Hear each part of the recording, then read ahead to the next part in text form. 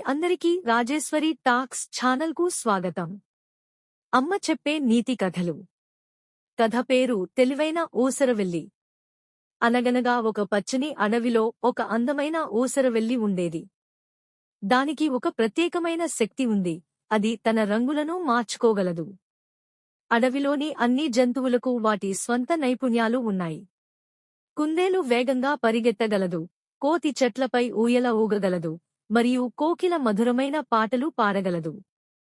కాని చిన్న ఊసరవెల్లి ఎప్పుడూ నిశ్శబ్దంగా ఉండేది, తన పరిసరాలతో కలిసిపోయేది.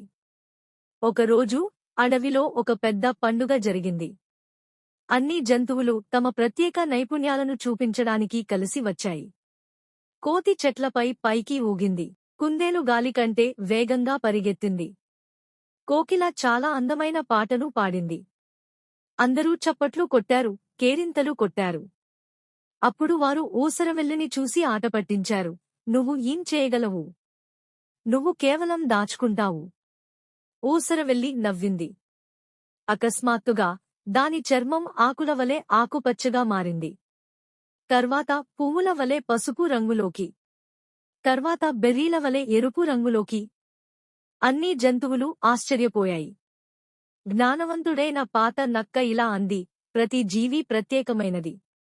ఊసరవెల్లి నైపుణ్యం అది జీవించడానికి మరియు సురక్షితంగా ఉండటానికి సహాయపడుతుంది. మనం ప్రతి ఒక్కరి ప్రత్యేక సామర్థ్యాన్ని గౌరవించాలి. ఆ రోజు నుండి ఊసరవెల్లిని అందరూ గౌరవించారు. అది గర్వంగా తన నిజమైన రంగులను చూపించింది, ప్రతి విధంగా. నీతి: ప్రతి ఒక్కరికీ ఒక ప్రత్యేక ప్రతిభ ఉంటుంది. మిమ్మల్ని మీరు ఎప్పుడూ తక్కువ అంచనా వేయకండి.